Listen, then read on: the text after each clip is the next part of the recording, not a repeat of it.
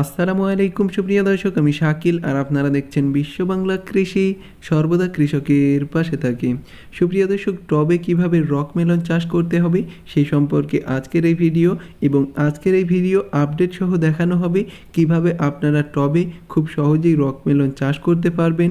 বীজ বপন থেকে শুরু করে ফল হারভেস্ট করা পর্যন্ত আপডেট দেওয়া আছে। আপনি যদি এই ভিডিওটি শেষ পর্যন্ত দেখেন তাহলে খুব সহজেই আপনারা ছাদ বাগানে বা টবে রক মেলন চাষ করতে পারবেন। এজন্য অবশ্যই এই ভিডিওটি শেষ পর্যন্ত দেখবেন এবং বিশ্ব বাংলা কৃষি চ্যানেলের সাথে থাকতে অবশ্যই চ্যানেলটি সাবস্ক্রাইব করবেন আর পাশের নোটিফিকেশন বেলটি অন করে দেবেন। তো চলুন সুপ্রিয় দর্শক, দেখে নেওয়া যাক রক মেলন চাষ পদ্ধতি। সুপ্রিয় দর্শক, প্রথমেই দেখে নেব রক মেলনের বীজ থেকে চারা তৈরির পদ্ধতি। এই জন্য আমি মাটি নিয়েছি এখানে 40% এবং ধানের তুষ নিয়েছি 10% আর 50% নিয়েছি জৈব সার। আপনারা যে কোনো জৈব সার ব্যবহার করতে পারেন, গোবর সার, পাতা পচা সার, ভার্মি কম্পোস্ট ইত্যাদি আপনারা ব্যবহার করতে পারবেন। আর এখানে আমি 1 টাইম গ্লাস ব্যবহার করছি রক মেলনের বীজ থেকে চারা তৈরি করার জন্য, এবং এই গ্লাসটি ভরাট করে নেওয়ার পর এটাতে বীজ বপন করে দিতে হবে এবং সূচালো অংশটা মাটির নিচে অবশ্যই এইভাবে খাড়াভাবে পুঁতবেন, তাহলে খুব দ্রুত চারা গজাবে এবং চারার গুণগত মানটা ভালো হবে। যেভাবে শশার বীজ বপন করা হয় ঠিক একই পদ্ধতিতে আপনারা রক মেলনের বীজ বপন করে দেবেন এবং বীজ বপন শেষে অবশ্যই এটাতে পানি প্রয়োগ করতে হবে।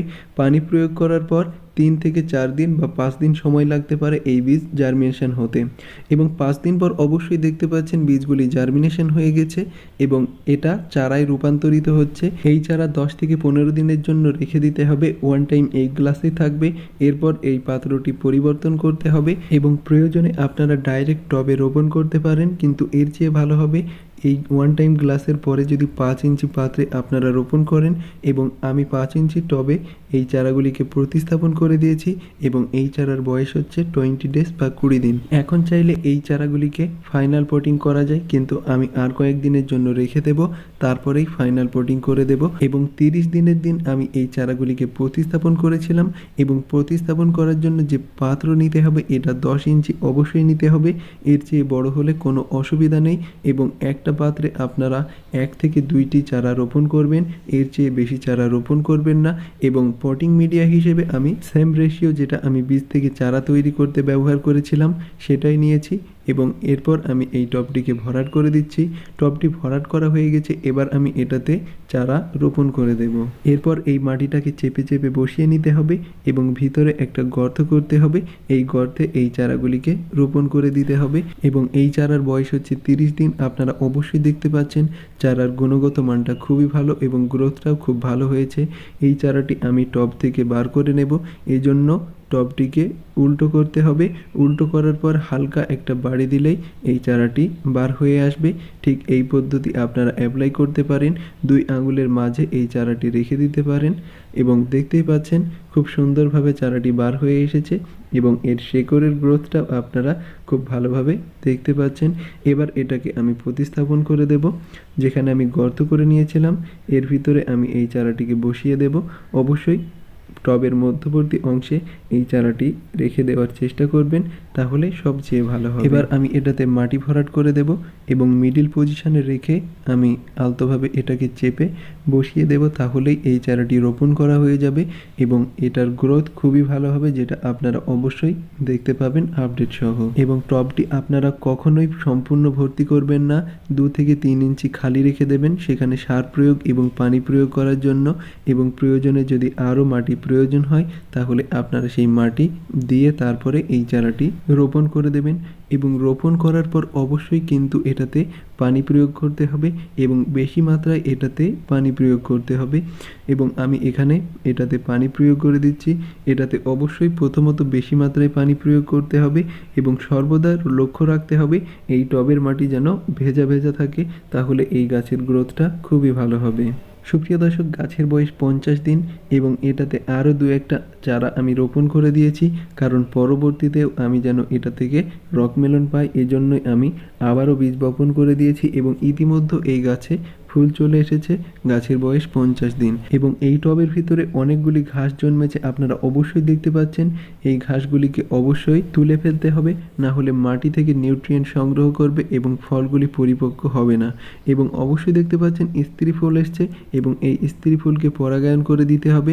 সুপ্রিয় দর্শক, স্ত্রী ফুল সর্বদা ফল নিয়ে তারপরে বার হবে এবং পুরুষ ফুলের নিচে কোনো ফল থাকবে না। আমি একটা পুরুষ ফুল তুলে নিচ্ছি এই স্ত্রী ফুলটাকে পরাগায়ন করার জন্য। সুপ্রিয় দর্শক, পরাগায়ন করার জন্য অবশ্যই এর ফলকটা ছিঁড়ে নিতে হবে এবং মধ্যবর্তী যে অংশ আছে এটা দিয়ে স্ত্রী ফুলের মধ্যে একটু আলতোভাবে ছুঁইয়ে দিতে হবে, তাহলে এটা নিষিক্ত হয়ে যাবে এবং ফলটি ধীরে ধীরে বড় হতে শুরু করবে এবং পরবর্তী আপডেট আপনারা অবশ্যই দেখতে পাবেন। আপনারা অবশ্যই দেখতে পাচ্ছেন ফলটি বড় হতে শুরু করেছে এবং এই সময় মাছি পোকা খুব বেশি আক্রমণ করে। মাছি পোকা তার ওভিপোজিটর ঢুকিয়ে ভিতরে ডিম পাড়ে এবং ডিম থেকে কীড়া বার হয় আর ফলটি খেতে শুরু করে। এর ফলে ফলটি ঝরে যায় বা পচে যায়। এজন্য অবশ্যই আপনাকে সেক্স ফেরোমন ফাঁদ ব্যবহার করতে হবে এই সমস্যার সমাধান করার জন্য। এবং অবশ্যই দেখতে পাচ্ছেন ঘাসগুলি আমি তুলে ফেলেছি এবং এটাতে আমি সার প্রয়োগ করব এবং সার হিসেবে আমি ভার্মি কম্পোস্ট ব্যবহার করছি। আপনারা ভার্মি কম্পোস্ট ব্যবহার করতে পারেন এবং ভার্মি কম্পোস্টের সাথে যদি আপনারা হাড়গোড়া, শিংকুচি এবং নিমখোল ব্যবহার করেন তাহলে সবচেয়ে ভালো হয়। এবং এই উপাদানগুলি দিয়ে আমি একটি মিশ্র জৈব সার তৈরি করে রেখেছিলাম, সেটাই আমি এই গাছে প্রয়োগ করে দিচ্ছি। আপনারা অবশ্যই দেখতে পাচ্ছেন টবটি প্রায় আমি ভরাট করে দিয়েছি আর যে গাছ ছিল পুরনো সেটা আমি এই টবে গোল করে পেঁচিয়ে তার উপর দিয়ে মাটি দিয়ে দিয়েছি, কারণ এই গাছের প্রত্যেকটা গিট থেকে শিকড় বার হবে এবং মাটি থেকে নিউট্রিয়েন্ট সংগ্রহ করবে, যার ফলে ফলটি পরিপক্ক হবে এবং ফলের সাইজটা বড় হবে। এটা অবশ্যই আপনাকে মাথায় রাখতে হবে।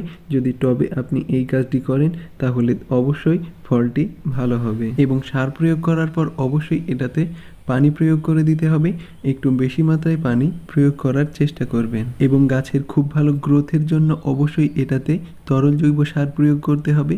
আপনারা কিচেন ওয়েস্ট থেকে তৈরি তরল জৈব সার প্রয়োগ করতে পারেন, এমনকি সরিষার খোল ভেজা পানিও প্রয়োগ করতে পারেন। সুপ্রিয় দর্শক, কীভাবে এটি প্রয়োগ করবেন সে সম্পর্কে ভিডিও দেওয়া আছে, আপনি দেখতে চাইলে অবশ্যই ডান দিকে উপরে আই বাটনে ক্লিক করে ভিডিওটি দেখে নিতে পারেন। এবং ফলের সাইজটা অনেকটাই বড় হয়ে গেছে, আপনারা দেখতে পাচ্ছেন। এই ফলটি ধীরে ধীরে বড় হবে এবং এরই আপডেট আপনারা দেখতে পাবেন।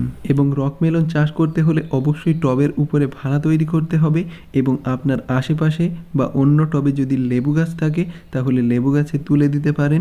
এবং আমিও একই কাজ করেছি, লেবু গাছে এই গাছটিকে তুলে দিয়েছি এবং এটাতেই প্রচুর পরিমাণে ফল হয়েছে। এবং পরবর্তী ভিডিওতে আপনারা অবশ্যই দেখতে পাবেন কিভাবে অন্য পদ্ধতিতে বা মাচা তৈরি করে কিভাবে রকমেলন চাষ করতে হয় সেই সম্পর্কে বিস্তারিত। সুপ্রিয় দর্শক, সার প্রয়োগ করার পর গাছের গ্রোথটা আপনারা অবশ্যই লক্ষ্য করতে পারছেন এবং আরও প্রচুর পরিমাণে ফল এটাতে নতুন নতুনভাবে আসছে। আর এই ফলটি ইতিমধ্যে অনেকটাই বড় হয়ে গেছে এবং 60 থেকে 70 দিন এই ফলের বয়স হয়েছে। আর 2 থেকে 5 দিনের ভিতরে এই ফলটিকে হারভেস্ট করতে হবে। এবং এটা হলো হানি ডিউ, এটা পৃথিবীর মধ্যে সবচেয়ে মিষ্টি একটা প্রজাতি। আপনারা এটার বীজ সংগ্রহ করতে পারেন আর আপনারা বাজার থেকে কেনা রকমেলনের বীজ থেকেও চারা তৈরি করে সেটা ফল ধরাতে পারবেন। এবং 80 দিন পর আমি এই ফলটি হারভেস্ট করলাম, রাতের সময় এই ফলটি হারভেস্ট করলাম, কারণ এটা পরিপক্ক হয়ে গেছে এবং বোটা থেকে ছুঁড়ে যাচ্ছিল, এই জন্যই আমি এই ফলটিকে হারভেস্ট করে নিয়েছি।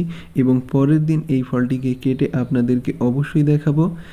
এই ফলটি পরের দিন আপনারা দেখতে পাচ্ছেন খুব ভালো রং এসছে, এটা হলুদ হয়ে গেছে এবং এর ভিতরটা কেমন সেটাই আমরা এবার কেটে দেখব।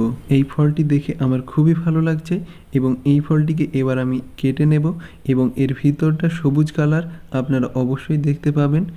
এবং এই ফলটি কাটা হয়ে গেছে, কিন্তু দুর্ভাগ্যবশত এটাতে মাছি পোকা আক্রমণ করেছে, ওভিপোজিটর ঢুকিয়ে ভিতরে ডিম পেড়ে দিয়েছে আর তা থেকে অসংখ্য কীড়া বার হয়েছে এবং এই ফলটি খেতে শুরু করেছে। আপনারা অবশ্যই দেখতে পাচ্ছেন এই ফলটি আর খাওয়ার যোগ্য না, কিন্তু এক সাইডে ফাঁকা আছে, এই ফাঁকা অংশ থেকে আমি একটু কেটে টেস্ট করে দেখব এই ফলটির টেস্ট কেমন হয়েছে।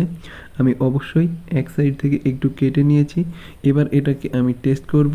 এবং টেস্ট করার পর অবশ্যই বুঝলাম এটা তেমন একটা মিষ্টি হয়নি, হালকা পরিমাণে মিষ্টি এবং পানসে ভাব। এর একটাই কারণ হচ্ছে পোকা আগে থেকে এর ভিতরটা নষ্ট করে দিয়েছে, এই জন্য ফলটি পুরোপুরি ম্যাচিওর হয়নি। এবং এখানেই আজকের এই ভিডিও শেষ করে দিচ্ছি। আপনারা অবশ্যই মাছি পোকার জন্য বিশেষ করে ব্যবস্থা নেবেন যদি মেলন জাতীয় কোনো সবজি বা কোনো ফল চাষ করেন তবে। সুপ্রিয় দর্শক, আশা করি এই ভিডিওটি আপনার ভালো লেগেছে। ভিডিওটি ভালো লাগলে অবশ্যই লাইক করবেন এবং বিশ্ব বাংলা কৃষি চ্যানেলের সাথে থাকতে অবশ্যই চ্যানেলটি সাবস্ক্রাইব করবেন আর পাশের নোটিফিকেশন বেলটি অন করে দেবেন। সুপ্রিয় দর্শক, ধৈর্য ধরে ভিডিওটি শেষ পর্যন্ত দেখার জন্য আপনাকে অসংখ্য ধন্যবাদ। থ্যাঙ্কস ফর ওয়াচিং বিশ্ব বাংলা কৃষি।